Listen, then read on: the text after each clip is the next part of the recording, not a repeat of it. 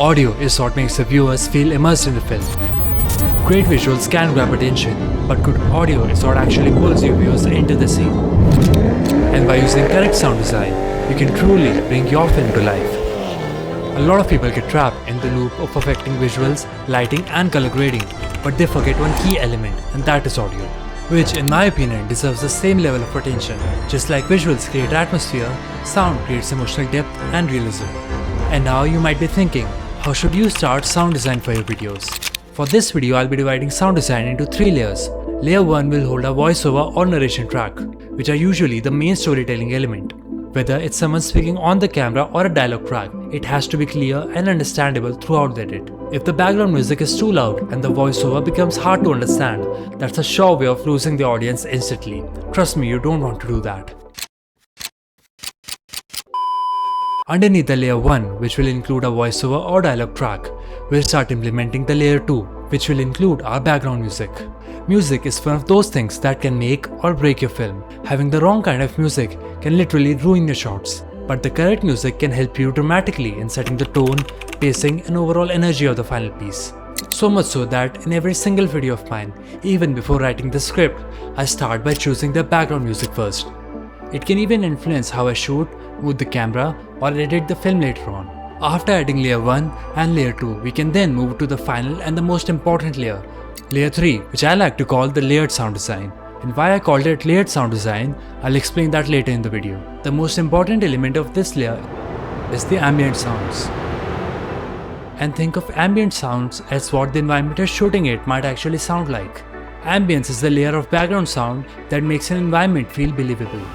If you're in a big chaotic city, your ambient sounds can be of traffic, movement or even crowd noises. And if you're out in the nature, it can include birds, wind, rain or even flowing water. Even though adding these sounds might feel very unnecessary, but believe me, they make a huge difference when it comes to adding emotion in your films. And after that, we can start to layer in our sound effects. And this is what I meant by layering earlier. Personally, I prefer to use natural sound effects such as footsteps, trees rustling or human laughs, while also adding some artificial sound effects, and these can include whooshes, risers, and tonal transitions.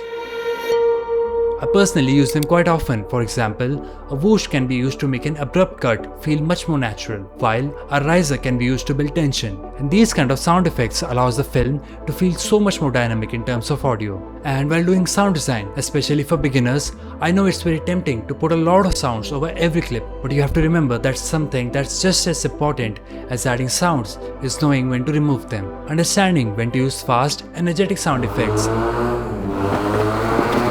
and when to pull everything back and let the film actually breathe can completely change how a scene feels. After an intense or fast-paced sequence, moments of silence can actually help ground the scene and gives the audience time to fully absorb what they're actually watching. One of my favorite tricks when creating cinematic films is using heavy sound design elements like risers, impacts and whooshes to gradually build tension and anticipation. But right before the climax hits, I suddenly strip everything away and then deliver the climax. That short pause before delivering the climax creates a much stronger emotional impact and makes the moment feel far more powerful for the audience. A great tip that I learned from an amazing filmmaker called Jacob Norden is that you can use panning to create very dynamic audio just by positioning your sound towards the left speaker or to the right speaker. If there's some kind of moving subject, for example, that goes from left to right in your clip, then you can enable panning so that the audio also travels from left to right along with the moving subject. I also learned about 2 types of cuts that we see almost every day but don't notice, J-cut and L-cut. And they can be used to kind of stitch together a very harsh cut so that it feels much more seamless. J-cut is when the audio of the next clip actually starts playing before that clip.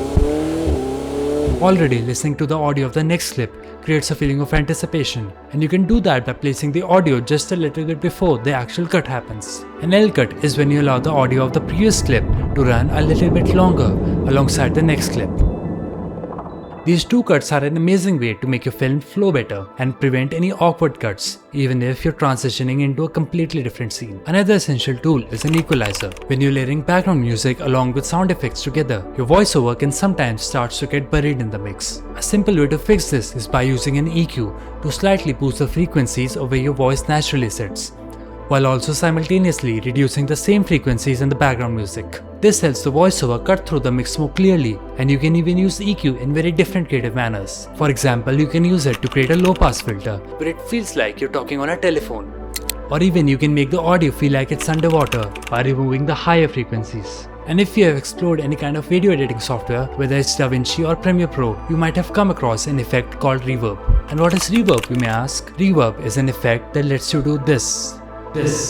Reverb is one of the most useful tools for making audio feel natural and believable within a scene. It helps to create a sense of depth and space so that audio doesn't feel like it's sitting separately on top of the footage. Different environments require different amount of reverb. For example, a small bedroom might only need a subtle touch, while a huge building or a hallway would naturally produce a much larger echo. You can also use reverb creatively to smooth out sound effects that feel too sharp or dry, making them blend more naturally into the scene. Another great use of reverb is making the audience feel the scale and atmosphere of the location. For example, water sounds on their own can sometimes feel dry or unnatural, but by adding reverb, the sound starts to feel much more larger and more present within the environment. This adds a stronger sense of realism and helps viewers immerse deeper into the scene. One important thing that you should start paying attention to is the overall balance of your audio once the overall sound design process is complete. After adding multiple layers of music, ambience, transitions and sound effects, your timeline can end up looking very heavily stacked with audio tracks everywhere.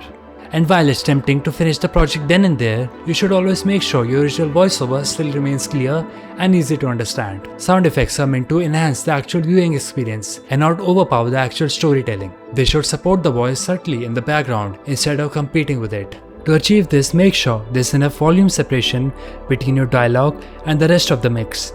A useful tip if you edit in DaVinci Resolve is to go to the Fairlight page and enable PTR 1770 metering along with the absolute scale. Once you play through the full video, DaVinci will give you a LUVS rating, which is basically the standard used to measure the overall loudness. For platforms like YouTube and social media, it's generally recommended to keep your audio around or below -14 LUVS, so that the platform doesn't apply extra compression to your mix. If your levels are going above that, you can simply reduce the overall volume slightly using the bus slider.